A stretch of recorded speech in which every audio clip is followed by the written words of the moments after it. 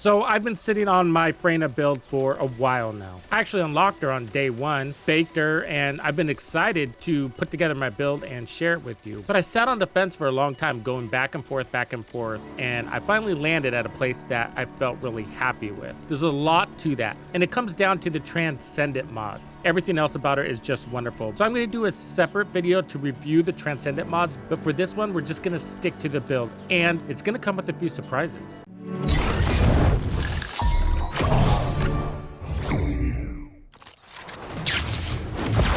Makes it exciting!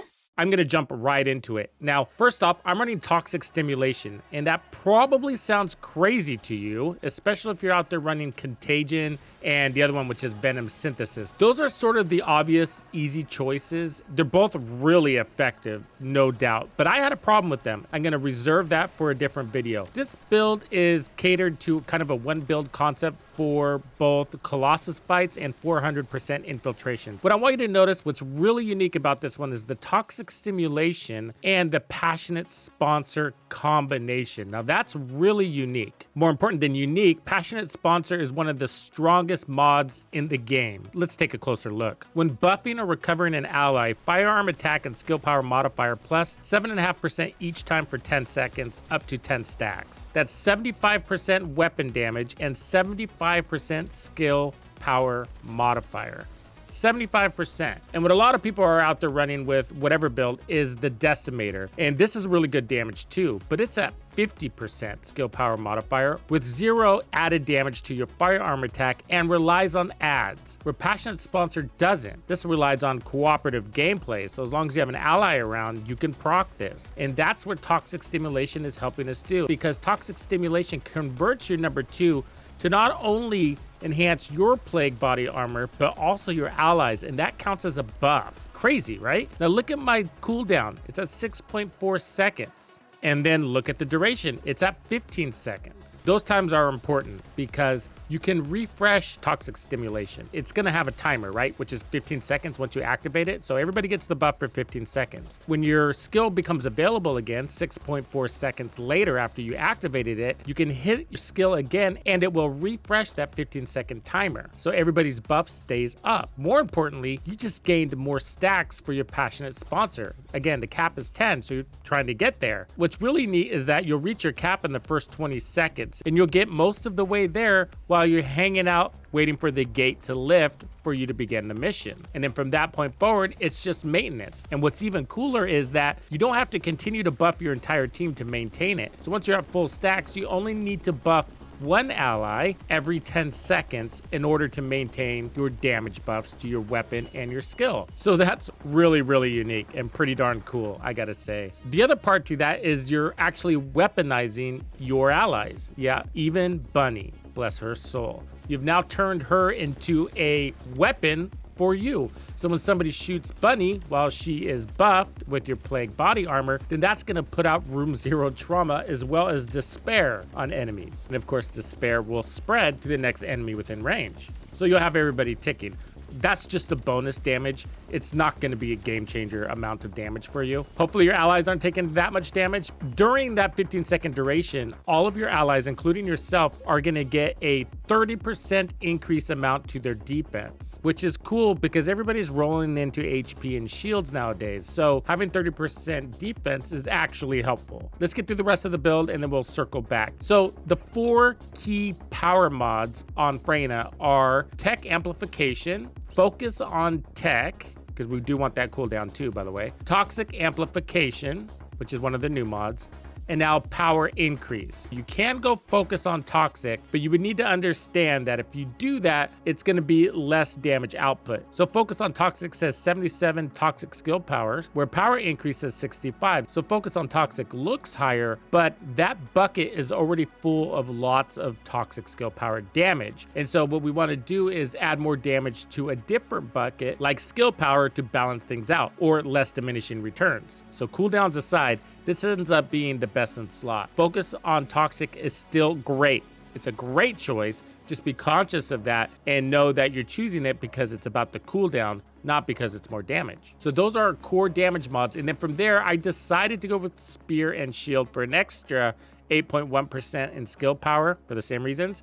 And then it gives us a little more defense. Ain't that sweet? This is sort of a flexible slot. So if you want to get something that drives your skill cost down or your MP bar up, then those are good choices for this slot. You can even put on more HP, but I felt like we're sitting pretty good where we're at, mostly because everything's dying so fast. Speaking of HP, I got my one here at 218%. And then let's look at cooldown. So we got nimble fingers and then MP conversion at negative 36.5%, a cost of 15 on that MP bar. But there's lots of MP on the ground, so it's rarely an issue. Only in the boss room do you have to pay attention mostly. And then skill expansion, which gives more range to all of your skills. But I found this to be even more helpful for passionate sponsor or toxic stimulation, really, so that you can make sure you hit as many of your allies as possible by expanding the range of the buff. If you're not running the contagion mod, it's also really helpful. And then of course, passionate sponsor. For external components, you don't have to run the Slayers, but I thought I'd showcase this because I wanted you to know that I only have 8,000 in HP here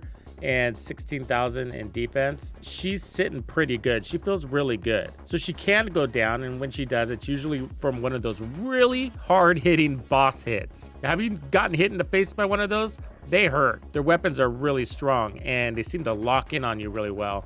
So those are usually the greatest threats to this. The open mob rooms, she mostly goes down from like user error because she just mops up everything. Everybody's too busy dying than to actually be shooting at her, and then they're just dead. Slayer, basically you want to max out your HP and make sure you get all of your mana slots. So I got defense and max HP. I wish I had the MP out of cover multiplier here. It's not the end of the world that I don't. This one's important though. So shield, max MP is key, and then MP recovery in combat. Max shield, defense, and MP recovery modifier. That's the most important one there. I wish I had a gold one. Here is the processor with max shield, and item acquisition distance is really helpful. By running the full set, we're getting that skill power at 26%. It does come with the cost, but again, there's so much mana on the floor, it's rarely an issue. We also get more rounds per magazine, which is actually important for her build, especially when it comes to her number 4 skill, her ultimate, which leads us to our weapon first. So the main is going to be the secret garden,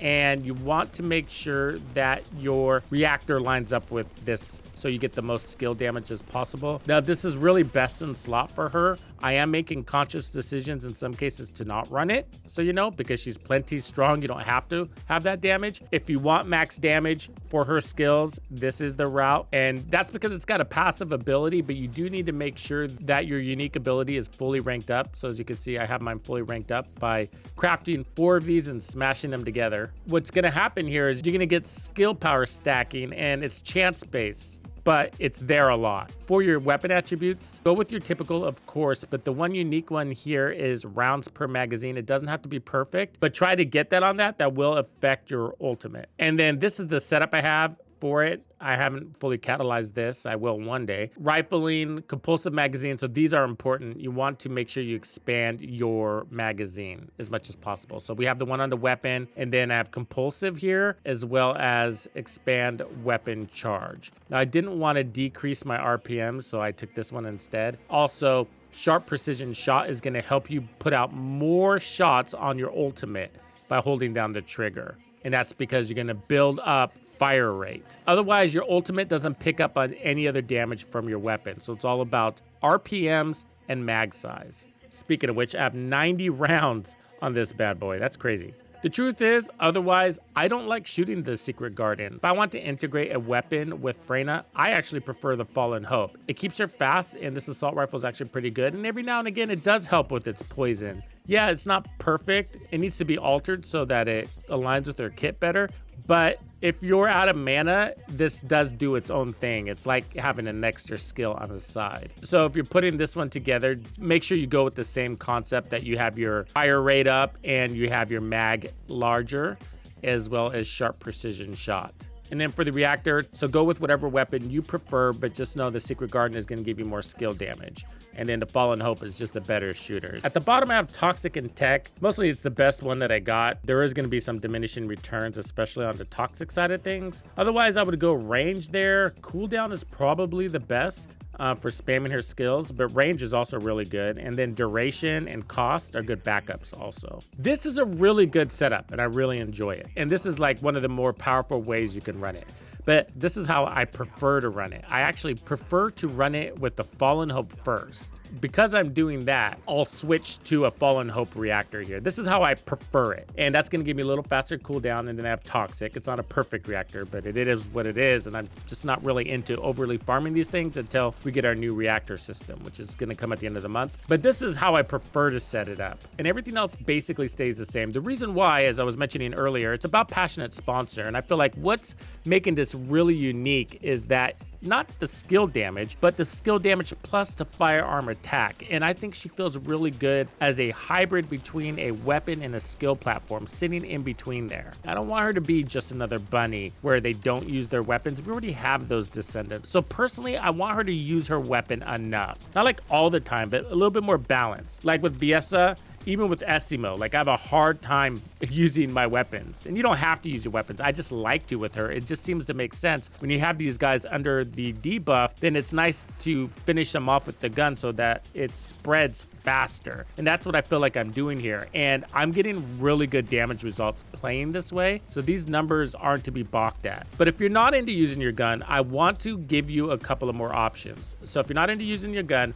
then switch this back to the Secret Garden and the Secret Garden Reactor for sure. This opens up some more synergies that the other mods aren't really going to do for you. By working in your toxic stimulation as part of your strategy, and you could do this still without this mod, but you can also run multi-talented, and that's going to give you 20% more cooldowns. In the end, that's going to allow you to spam your skills more. And because you're not running Contagion, spamming your skills is great because you can stack those additional named dots like Despair and Nightmare and whatnot. But also you're gonna get access to your number 4. By doing this, I was able to get her cooldowns as low as 11 seconds. That's insane. Now, in order to do that, I took off Power Increase and put back on Focus on Toxic, but it would be worth it to have your number 4 because that's her strongest skill. And it also comes with Room Zero Trauma and an additional dot called Nightmare. And you can still run Decimator here if you don't want to worry about Passionate Sponsor. So run Toxic Stimulation to buff your team and to weaponize them. So everybody gets that 30% defense. And although your skill power modifier isn't as great, it's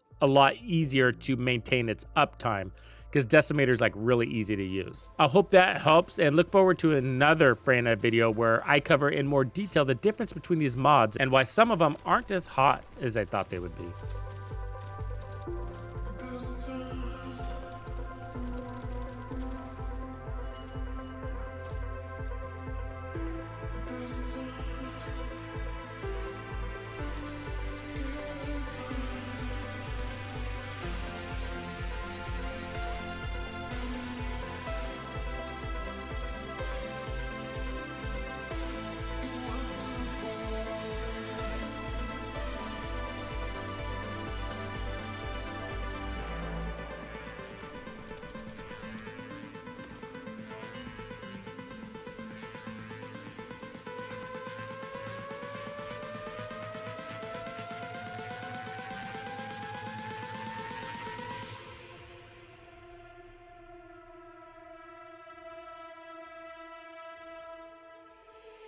Thank you for hanging out with me. My name is Tuxedo Bandido. That's Tito Bandido. One and only. And this was another episode of The First Descendant. If you found this video helpful, subscribe, like, and turn on notifications to ensure you don't miss out on the fantastic experiences waiting for you in The First Descendant. And if you like videos like this, check out the one I have recommended for you right here. If you have anything you want to see covered, be sure to let me know in the comments below. And thank you to all the channel members and donors who make everything possible. Tux Nation wouldn't be without you. When you buy or download anything for The First Descendant, be sure to use Tux's creator code to support the channel. Easy peasy.